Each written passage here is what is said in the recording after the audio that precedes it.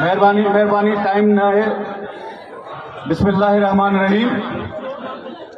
जीअं त गर्मीअ जी शिद्दत तमामु घणी आहे, असांजो माऊं भेनरूं ऐं सभु मुंहिंजे ख़्याल में त जेको आहे वॾी 50 खां मथे एज जा दोस्त पेरनि पर बीठा आहिनि।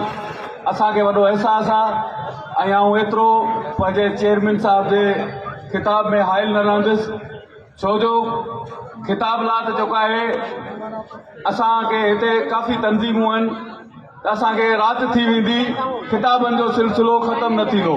इन करे मेन मक़सदु मेन पैगाम जेको असांखे पंहिंजो चेयरमैन साहिबु ॾींदो, असांखे उन ते अमल करिणो आहे। असांखे उन जी खिताब दौरान तव्हांखे गुज़ारिश कंदुसि त ख़ामोशी सां ऐं जेको आहे को बि हिन पिंडाल मां न वेंदो जेसि ताईं असांजे चेयरमैन साहिब जो खिताब ख़तमु नथो थिए। इनशाअल्लाह ही जेको एहतजाज हलंदड़ आहे उहो पंहिंजे आख़िरी मरहलनि में पहुची चुको आहे ऐं पूरे सिंध जा मुलाज़िम लखनि जे तइदाद में 6 अक्टूबर ते बिलावल हाउस जो रुख़ कंदा।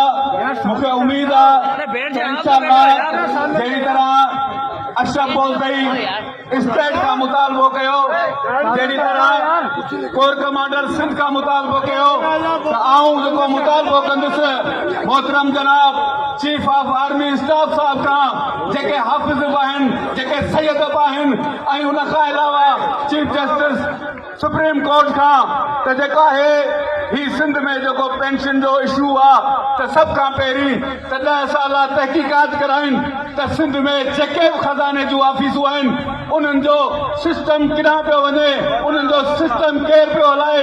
लखनि जे तइदाद में फर्ज़ी नालनि ते पेंशनूं करनि था, लखनि जे तइदाद में रोज़मर्रा जेको आहे जीपी सिंध कढ रहियो सिंध गवर्नमेंट छा, पर पूरे पाकिस्तान जे खज़ाने खे जेके नुक़सान पहुचे रहिया आहिनि इन्हनि जी तहक़ीक़ात कई वञे त इन जा पेरा किॾां था वञनि, इन जो रस्तो किॾां थो वञे। इन जो ज़रूरु रस्तो जेको आहे कराची ऐवाननि ताणी हूंदो जेके करप्शन में मुलविस आहिनि। असांखे ॿुधायो वञे थो त IMF जी पॉलिसी आहे मुल्क बहरान में आहे, मुल्क जेको आहे कमज़ोर थी चुको आहे, मईशत तबाह थी चुकी आहे, पैसो कोन्हे पाकिस्तान में।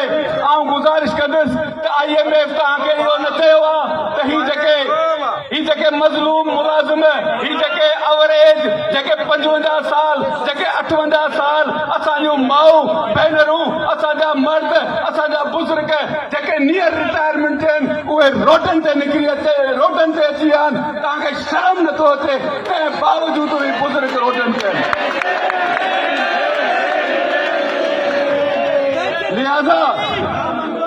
लिहाज़ा तव्हां इंटरनेशनल ते थोरी तहक़ीक़ात कयो, तव्हांखे तारीख़ ॿुधाईंदी त जॾहिं बि इंटरनेशनल लेवल ते, कॾहिं बि यूरोप साइड ते, कॾहिं बि ॿियनि कंट्री में जॾहिं उस्ताद रोडनि ते निकिरंदा आहिनि, उस्ताद हिकिड़ो बुकटस पेशो आहे, जॾहिं उस्ताद रोडनि ते निकिरंदो आहे उतां जो वज़ीर आज़म जेको आहे शर्म खां इस्तीफ़ा ॾींदो आहे, पर हिननि खे शर्म ई न आहे।